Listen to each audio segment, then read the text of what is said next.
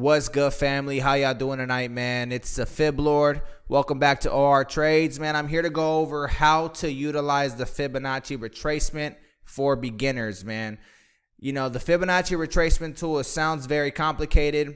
I know a lot of people use it. I know a lot of people that don't use it, but it's very beginner friendly, and it can really help,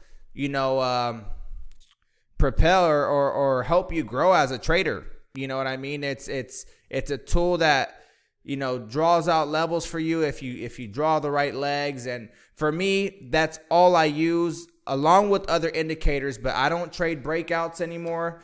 I play the retracements, and to be honest, man, it's been probably one of the greatest tools that I've ever come across. And I'm glad that I took the time to learn it. And so I just want to give back, man, because like I said, this is a tool that I use day in and day out, man, and it's been a huge blessing.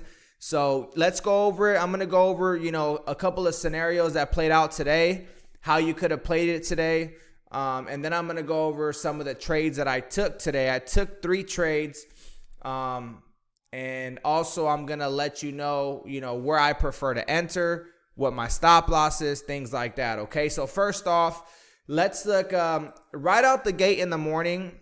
I play the initial leg, and I chart this usually on the 3 minute time frame. I wait for a leg to form, the initial opening range. Then I wait for a pullback for a continuation to that side. I don't usually alert this early because the trade can go against you very fast. But this is usually how I start my mornings. And I want to say, 80% of the time, give or take a little bit less, a little bit more, it hits for a profit. So it feels good to start the day early with a nice, start off green. It gives you that confidence. You got your day going. By 8:45, you're green, and you're able to go throughout the day a little bit more confident. It just feels better that way. So this is the 8:30. Opening range. I usually wait for minimum three candles, and it's on the 3 minute time frame. And then you wait for some kind of leg to form, right? So up, whether it's down. In this case, it's up, right? So what I do is I take that first candle and I draw my fib to the top of that first rejection, which is right here, right? So let's zoom in a little bit. Hopefully it doesn't all right, so right here. You start off here, 8:30, we come down, and then we establish an actual leg. This is just like a consolidation. So we wait for a move. You take your fib from the bottom to the top, and then you wait for the 78.6, just like this. Boom. You buy some calls here, and you can just ride this out. Take your profits at the 50, 38.2, and then leave runners. Now, what would I do if this trade went against me? My stop loss will be, you can either put it at the low of day. I usually stop out at the 88.6, which is this red line. The 88.6, the likelihood of the trade going in your favor, very slim. Does it happen? Yes, but it's the odds are against you, right? So I stop out at the 88.6, and that's usually how I start my days.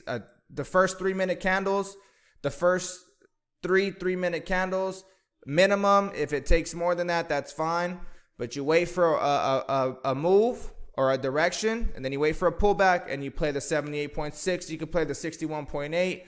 I don't play the 50. I know a lot of people say the 50 is a good bounce zone. I don't play it. I either wait for the 61.8 or the 78.6 because the risk reward is better. There's a better chance of you profiting and minimizing your risk because you're getting a better discount on the contracts. Okay, so that's the way I start my day trading. I wait for an opening range, and bam, I capitalize. So this is what I usually look for on like an intraday level, right? So let's say we had this run up. This is yesterday. Let me move this over so you can see. This is yesterday at 8:30. We come down, and then 8:45 we make a run, right? Boom. So this is, about an hour of trading. Once you see that form, you start to pull down, then you wait for your golden zone. Now let's say remove. Let's say this is where it starts to stop at, right? So you draw your fibs to here, and then let's say, oh shit, it keeps moving up. So then what you do is you just redraw your fibs and create a bigger range.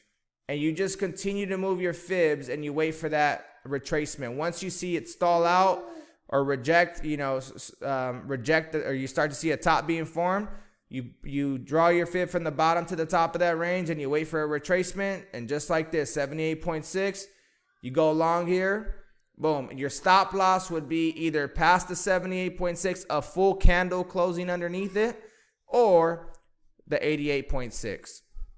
Either one of those work for stop losses. The good thing about this tool is you set your rules based on them. Like, hey, this is where I'm done. If it goes past this, I don't care if it goes back in my favor. I'm taking my L and I'm moving on, because there's always going to be good setups. Now, let me show you a cool little setup that happened today. So, this was a trade I didn't take, and I'm going to use this specifically for this video. But let's say, let's talk about what happened today. And this is the way you can play these. You can play with these fibs. I mean, they have a high probability if you manage your risk right. You know what I'm saying? So sometimes they're scalps and sometimes they're home runs. So you got to manage. You got to take your profits. You got to, know when to scale out. And that's something I typically scale out through the fib levels, right? So if I'm playing the 78.6, I trim at the 61.8. And then I, either trim or take all my profits at the 50% retracement and then leave a runner, right? But let's say this. So this is the move today. Boom. We rallied. Then we started a retrace. So initially I had told the chat that I'm waiting for this level, 38.60, 38.50. That's what I was looking for. Never got there, which is fine. But this is another way you could play this, right? You play from the top to the bottom right here where it formed, where this bottom started to form. You see this? And then you wait for the 78.6 and see if you can get a nice move to the downside. This would have printed. This would have printed. Boom. This is a little bit more advanced. You have to know where to see where to draw the legs at, or where to draw your fibs from what legs you're playing. But this thing works all day long, man. I mean, another thing, once a fib level is touched, right? So let's say there isn't a new bottom here. You get me? There isn't a new bottom. We had this bottom, we came to the 78.6, and we never formed a new bottom, and we come back up to the 78.6. If you miss this entry, don't try to get in on the second time, because just like support and resistance, the more time a level is touched, the weaker it becomes. So if you missed the first one, just move on to a different setup, man.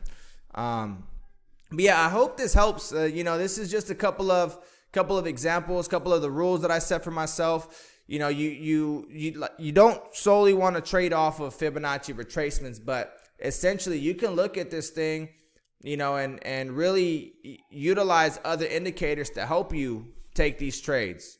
You know what I mean? Like, you could look RSI, you could look at MACD. Here you start to see the MACD, the MACD down here starting to cross over. But then it breaks back under. You can go short there, right at the 78.6. Boom. There's a lot of ways you can play this thing, man. I personally love the tool.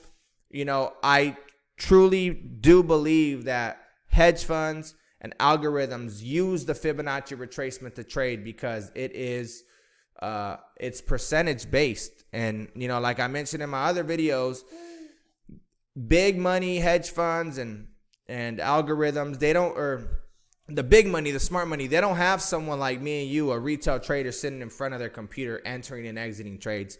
They have a bot, an algorithm, and it's percentage based. And this is what they use. You know what I'm saying? So you learn it, you develop it. It is one of those things that you're going to make mistakes on. You're going to try to draw a leg that isn't there, that shouldn't be drawn. It still happens to me sometimes. And I've been using it for almost a full year now. But you know, as the more you do it, the more you look at it, the more you use it, the easier it becomes, and the better you become at it. You know what I'm saying? So, but yeah, man, I'll be making more videos. I want to do a little webinar with you guys so we can do Q&As and you know, go on this in more detail. But yeah, man, tomorrow's going to be crazy. Friday, I think, is going to be the big mover. So get ready, man. I hope you guys have a blessed evening. God bless you guys. Peace.